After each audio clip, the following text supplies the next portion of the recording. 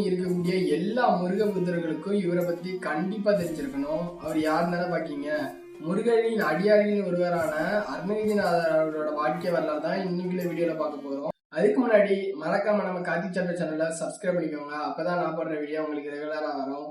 வாங்க வீடியோ போகலாம். அருணகிரிநாதர் வந்து ஒரு செல்வ செழிப்புமிக்க குடும்பத்துலதான் பிறக்காரு. இவருக்கு கூட பிறந்ததுன்னு பாத்தீங்கன்னா ஒரு அக்கா மட்டும்தான். இவங்க அம்மா வந்து இள வயதிலேயே தவறிடுறாங்க. அதுக்கப்புறம் இவங்க அக்கா தான் வந்து ஃபுல்லுமே வளர்த்துருக்காங்க. அருணகிரிநாதர் வந்து ஸ்டார்டிங்லேயே முருகன் மேல பக்தி கொண்டவர் தான். அதனாலேயே கோவில்களுக்கெல்லாம் போயிட்டு முருகர் பாடல்கள்லாம் பாடுவாரு. கோவில்னு பாத்தீங்கன்னா அங்க நடன நிகழ்ச்சிகள்லாம் நடக்கலாம். மரகதா என்கிற பெண் வந்து அருணகிரிநாதரை விரும்புவாங்க. அருணகிரிநாதரும் மரகதா என்கிற பெண்ணை விரும்புவாங்க.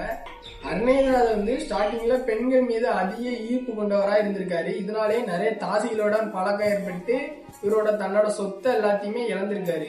இவருக்கு திருமணம் ஆகியுமே மனைவியோட சேராம தாசிகளோட சேர்ந்து சுத்திட்டு இருந்திருக்காரு. நாட்கள் கலந்து போக அருணகிரிநாதருக்கு வந்து தொழுநோய் வந்துருது. தொழுநோயில அவிதிப்பட்ட காலத்திலுமே இவர் வந்து பெண்முகம் வந்து இவருக்கு அடங்கல. அதனால இவர் வந்து மறுபடியும் அவங்க நிறைய தாசிகளோட பழக்கம் இருக்குல்லாம் அவங்க வீட்டுக்குலாம் போயிடுறாரு. அங்க போகும்போது தாசிகள் வந்து இவரோட உடலமை பார்த்து இவரை வேண்டான்னு சொல்லிடுறாங்க. கல்யாணம் முடிஞ்சு இவ்வளவு நாளும் தாசிகளோடய சுத்திட்டு அதுக்கப்புறம் தாசிகள் வேண்டாம்னு சொன்னதுக்கு அப்புறம் மனைவி கிட்ட வந்து ஆசை தீர்க்க வருவாரு. அப்ப வந்து மனைவி சொல்வா, ஏன் என்ன தொடாதீங்க, நான் வந்து நீங்க தொடக்கூடாதுன்னு கடவுள்கிட்ட சத்தியம் செஞ்சுட்டேன்னு சொல்லும் போது அருணகிரிநாதர் வந்து இந்த வார்த்தை கேட்டதுக்கு அப்புறம் ரொம்ப கோபம் அடைஞ்சு வீட்டுல இருக்க எல்லா பொருளையும் அடிச்சு உடைக்காரு. உடைச்சதுக்கப்புறம் அவங்க அக்கா வந்து வெளியே இருந்து உள்ள வராங்க. உள்ள வந்துட்டு, தம்பி உன் கூட பிறந்த ஒரே காரணத்தினாலதான் நான் அமைதியா இருக்கேன். உனக்கு இந்த பெண்முகம் தான் பெரியதுன்னா என்னையே பயன்படுத்தி கொள்ளுன்னா கூற. இந்த வார்த்தை கேட்டதுக்கு அப்புறம் நம்ம இன்னும் உயிரோட இருக்க கூடாதுன்னு சொல்லிட்டு உடனே வீட்டை விட்டு வெளியே கிளம்பிடுறாரு. கிளம்பி நேரா திருவண்ணாமலை கோபுரத்துல இருந்து முருகா என சொல்லிட்டு கீழே விழுந்துடுறாரு. முருகர் உடனே அருணகிரிநாதரை பிடித்து காப்பாத்திடுறாரு. அருணகிரிநாதருக்கு தெரிஞ்சுட்டு நம்மளை காப்பாத்துறது முருகர் தான் அப்படின்னு தெரிஞ்சுட்டு ரெண்டாவது முருகரை பார்த்து கேட்காரு, நீ எதுக்கு காப்பாத்துறீங்க, நான் வந்து வாழையே தகுதி வச்சவன் அப்படின்னு சொல்லிட்டு முருகரை பார்த்து கதறி அழுறாரு. முருகர் வந்து கவலைப்படாத, உன் வாழ்வு வந்து மதிதாக தொடங்க உள்ளது என சொல்லும் போது அருணகிரிநாதர் வந்து முருகரை பத்தி கேட்காரு, எனக்கு ஏதாவது சொல்ல விரும்புறீங்களா அப்படின்னு கேட்க முருகர் வந்து அருணகிரிநாதரை பார்த்து சொல்றேன் சும்மாரி அப்படின்னு சொல்றாரு. இந்த வார்த்தையை நினைச்சுக்கிட்டே அருணகிரிநாதர் ஒரு இடத்துல போயிட்டு உட்காந்து தவத்துல இருக்காரு. நாட்கள் கடந்து போக அருணகிரிநாதருக்கு மேல அந்த தொழுநோயெல்லாம் அப்படி பட்டிருக்கும். அதெல்லாம் அந்த காலப்போக்கில் அப்படியே சரியாகிறது. முருகர் வந்து அருணகிரிநாதர் கனவுல போயிட்டு நீ வயலூருக்கு வா அப்படின்னு சொல்லிட்டு போயிடுறாரு. அருணகிரிநாதரும் அப்படி நேரா வயலூருக்கு போறாரு. அங்க வந்து முருகர் வந்து தன்னோட வேலை கொண்டு அருணகிரிநாதர் நாக்குல வந்து திருப்புகளை எழுதுறாரு. அதுக்கப்புறம் அருணகிரிநாதர் வந்து முத்தே திருப்பத்தி திருநகை என்ற திருப்புகளை பாடுறாரு. அதுக்கப்புறம் கொஞ்ச நாள் கழிச்சு முருகர் வந்து அருணகிரிநாதர் கிட்ட வந்து உனக்கு கூடு விட்டு கூடு பயிர சத்தியம் தரேன் அப்படின்னு சொல்லிட்டு அருணகிரிநாதர் காதுல வந்து அந்த மந்திரத்தை சொல்லிட்டு போயிடுறாரு. அருணகிரிநாதருக்கு வந்து ஸ்டார்டிங்லயே ஒரு மாந்திரவாதி கூட மோதல் ஏற்படும். அது அந்த மாந்திரவாதி வந்து இவரை எப்படி படிவாங்களான்னு சுத்திக்கிட்டே இருப்பாரு. அந்த டைம்ல தான் அந்த நாட்டை ஆண்டுகிட்டு இருந்த அரசருக்கு வந்து கண்ணு தெரியாம போயிரு. மாந்திரவாதி வந்து அரசர்கிட்ட போய் சொல்றாரு, உங்களுக்கு கண்ணு தெரியணும்னா ஒரு பூ தேவைப்படும், அந்த பூ வந்து கைலாயத்துலதான் பூக்கும், இந்த பூ இப்ப யாரு கொண்டு வருவா அப்படின்னு சொல்லி பேசிட்டு இருக்கும்போது மாந்திரவாதி வந்து இதான் சரியான நேரம், அருணகிரிநாதரை மாட்டி விட்டுறலாம்னு சொல்லிட்டு மன்னர்கிட்ட போயிட்டு அருணகிரிநாதருக்கு வந்து கைலாயத்துக்கு போறது எல்லாம் தெரியும் அப்படின்னு சொல்றாரு. உடனே வந்து அரசர் வந்து அருணகிரிநாதரை அழைக்காரு. அருணகிரிநாதர்கிட்ட இப்படி ஒரு பூ கைலாயத்துல பூக்கும், அந்த பூ எனக்கு வேணும் அப்படின்னு சொல்லும் போது அருணகிரிநாதரும் சரி உங்களுக்கு நான் கொண்டு வரேன் அப்படின்னு சொல்லிடுறாரு.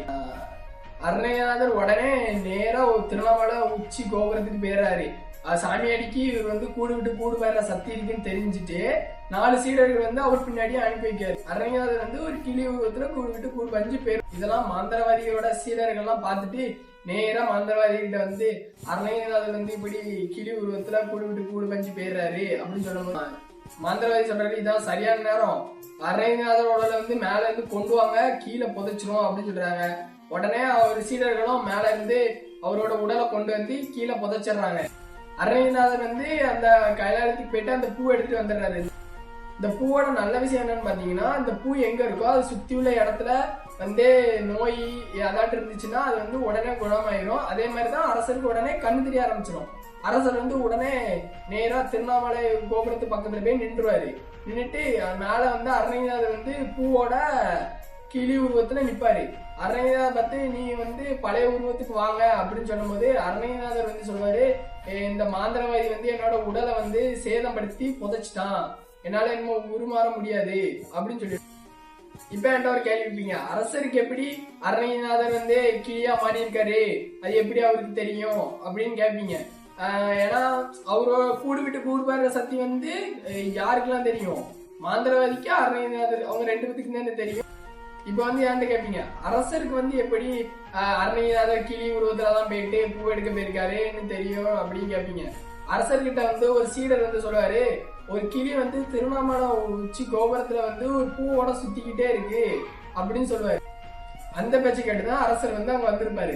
அங்க வந்ததுக்கு அப்புறம் அருணகிரிநாதர் பார்த்து நீங்க வந்து பழைய உருவத்துக்கு வாங்க அப்படின்னு சொல்லும் போது அருணகிரிநாதர் வந்து நான் வந்து பழைய உருவத்துக்கு வர முடியாது, இந்த கீழே நிக்காம பாரு மாந்திரவாதி, அவன் வந்து என் உடலை வந்து சேதப்படுத்தி புதைச்சிட்டான், என்னால இனிமே பழைய உருவத்துக்கு வர முடியாது அப்படின்னு சொல்லிடுவார். உடனே அந்த அரசர் வந்து மாந்திரவாதியை புடிங்கடான்னு சொல்லி சிறைப்படுத்தி வச்சிருவாரு. இந்த மாதிரி ஈஸ்வரான கண்டென்ட்டுக்கு கார்த்திக் சாப்டர் சேனலை சப்ஸ்கிரைப் பண்ணிக்கோங்க, அப்பதான் நான் போடுற வீடியோ உங்களுக்கு ரெகுலரா வரும். ஓகே ஃப்ரெண்ட்ஸ், நெக்ஸ்ட் வீடியோல பார்க்கலாம்.